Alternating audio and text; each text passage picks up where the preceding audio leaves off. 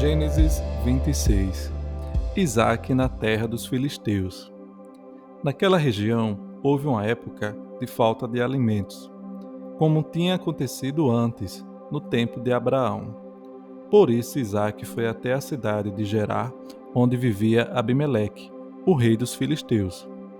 Ali o Senhor Deus apareceu a Isaque e disse: Não vá para o Egito, fique na terra que eu vou lhe mostrar. Por enquanto fique morando neste lugar, e eu estarei com você e o abençoarei. Darei aos seus descendentes todas estas terras, e assim cumprirei o juramento que fiz a Abraão, o seu pai. Farei com que os seus descendentes sejam tão numerosos quanto as estrelas do céu, e lhes darei todas estas terras. Por meio dos seus descendentes, eu abençoarei todas as nações do mundo. Pois Abraão me obedeceu e cumpriu as minhas ordens, os meus mandamentos, as minhas leis e os meus ensinamentos. Assim, Isaque ficou morando em Gerar. Quando os homens do lugar lhe fizeram perguntas sobre a sua mulher, ele disse que ela era sua irmã. Rebeca era muito bonita e Isaque tinha medo de dizer que ela era a sua mulher, pois pensava que os homens do lugar o matariam para ficarem com ela. Isaque ficou ali muito tempo. Um dia, Abimeleque, o rei dos filisteus, olhou por uma janela e viu Isaque acariciando Rebeca, a sua mulher.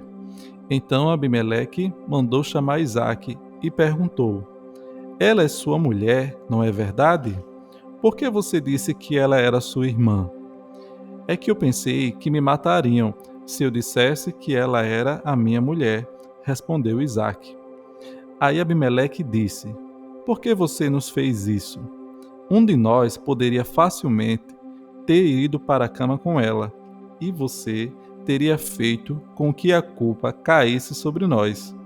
Então Abimeleque mandou a todo o seu povo o seguinte aviso: Se alguém tratar mal este homem ou a sua mulher, será morto.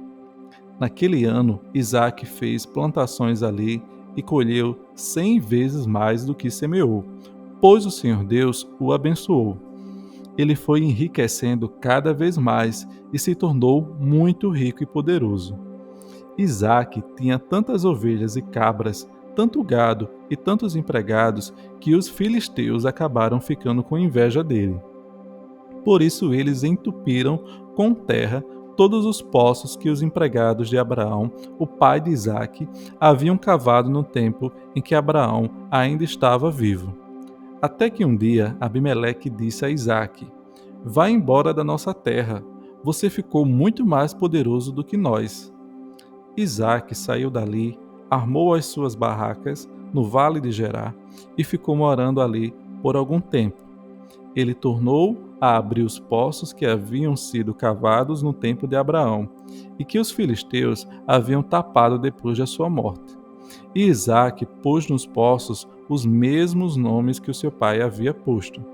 Um dia, os empregados de Isaque estavam no vale abrindo um poço e acharam a mina de água.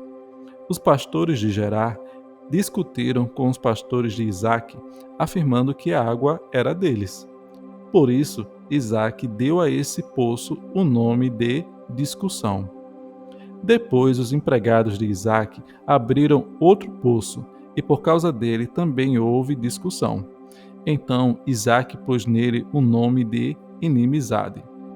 Isaque saiu dali e abriu outro poço. E, como não houve discussão por causa desse, ele o chamou de lugar espaçoso. Ele disse: Agora o Senhor Deus nos deu um lugar espaçoso para viver nesta terra, e aqui vamos ficar à vontade. Ali Isaque foi para Berseba. Naquela noite o Senhor apareceu a ele e disse: Eu sou o Deus de Abraão, o seu pai. Não tenha medo, pois eu estou com você. Por causa do meu servo Abraão, eu abençoarei você e farei com que os seus descendentes sejam muitos. Isaque construiu um altar ali e adorou a Deus, o Senhor. ele armou as suas barracas naquele lugar e ali os seus empregados cavaram outro poço. Isaque e Abimeleque fazem um trato. Certo dia, Abimeleque saiu de Gerar e foi conversar com Isaque. Com ele foram o seu amigo Alzate e Ficol, o comandante do seu exército. Isaque perguntou: Por que é que vocês vieram falar comigo? Se têm ódio de mim e até me expulsaram da sua terra. Eles responderam: Agora nós sabemos que o Senhor Deus está com você e pensamos que deveríamos fazer um trato com você, selado com juramento. O trato é este: você não nos fará nenhum mal, assim como nós não fizemos nenhum mal a você. Nós fomos bondosos para você e deixamos que fossem embora em paz. Agora está claro que o Senhor o tem abençoado. Então Isaque preparou um banquete e todos eles comeram e beberam. No dia seguinte, eles levantaram bem cedo e fizeram o trato. E cada um fez o seu juramento. Isaque se despediu deles e eles foram embora, como seus amigos. Nesse mesmo dia, os empregados de Isaque foram dar-lhe a notícia de que haviam encontrado água no poço que estavam cavando.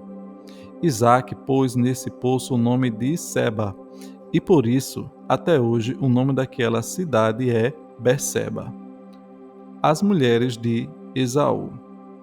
Quando tinha 40 anos, Esaú casou com Judite, filha de Beri, e com Basemate, filha de Elom, duas moças hetéias. Essas duas mulheres amarguraram a vida de Isaque e de Rebeca. Salmos 19. A glória de Deus revelada no céu e na lei. O céu anuncia a glória de Deus e nos mostra aquilo que as suas mãos fizeram.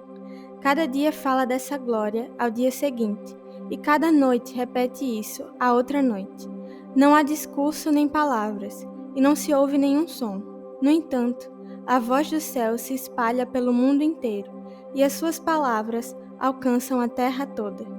Deus armou no céu uma barraca para o sol. O sol sai dali todo alegre, como um noivo, como um atleta ansioso para entrar numa corrida. O sol sai de um lado do céu e vai até o outro lado. Nada pode se esconder do seu calor. A lei do Senhor é perfeita e nos dá novas forças. Os seus conselhos merecem confiança e dão sabedoria às pessoas simples. Os ensinos do Senhor são certos e alegram o coração. Os seus ensinamentos são claros e iluminam a nossa mente. O temor ao Senhor é bom e dura para sempre. Os seus julgamentos são justos e sempre se baseiam na verdade. Os seus ensinos são mais preciosos do que o ouro, até mesmo do que muito ouro fino. São mais doces do que o mel, mais doces até do que o mel mais puro. Senhor, os teus ensinamentos dão sabedoria a mim, teu servo, e eu sou recompensado quando lhes obedeço. Quem pode ver os seus próprios erros? Purifica-me, Senhor, das faltas que cometo sem perceber. Livra-me também dos pecados que cometo por vontade própria. Não permitas que eles me dominem. Assim serei uma pessoa direita e ficarei livre do grave pecado da desobediência a ti.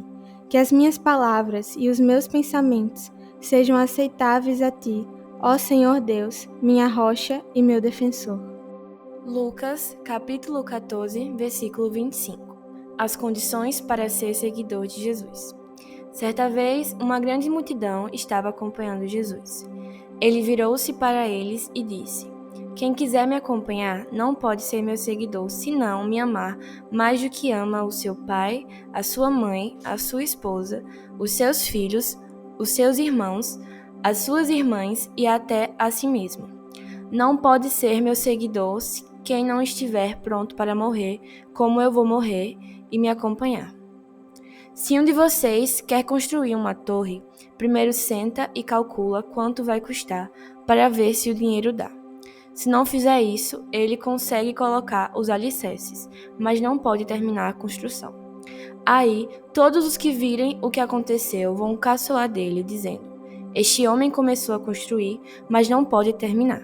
Se um rei que tem 10.000 soldados vai partir para combater outro que vem contra ele com 20.000, ele senta para ver se está bastante forte para enfrentar o outro.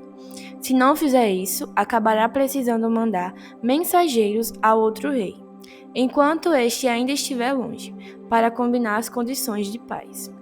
Jesus terminou dizendo: assim, nenhum de vocês pode ser meus discípulos, se não deixar tudo o que tem. Sal sem gosto. O sal é uma coisa útil, mas, se perder o gosto, deixa de ser sal. É jogado fora, pois não serve mais nem para a terra, nem para o monte de esterco. Se vocês têm ouvidos para ouvirem, então ouçam.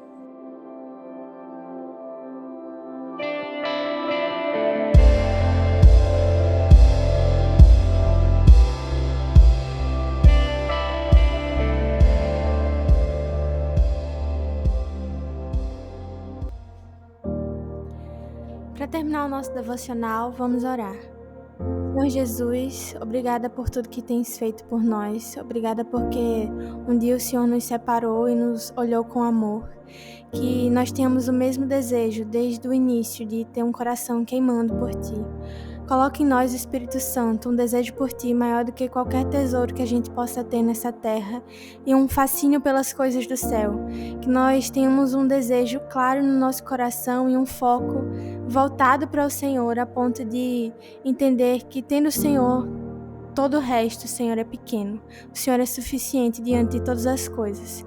Nós pedimos que o Senhor nos sustente diante de todas as adversidades que vêm no nosso dia a dia e seja nossa força quando estivermos fracos. Que essa palavra, Senhor, esteja no nosso coração, não só para o dia de hoje, mas por toda uma vida, que ela seja frutífera no nosso coração. Em nome de Jesus. Amém.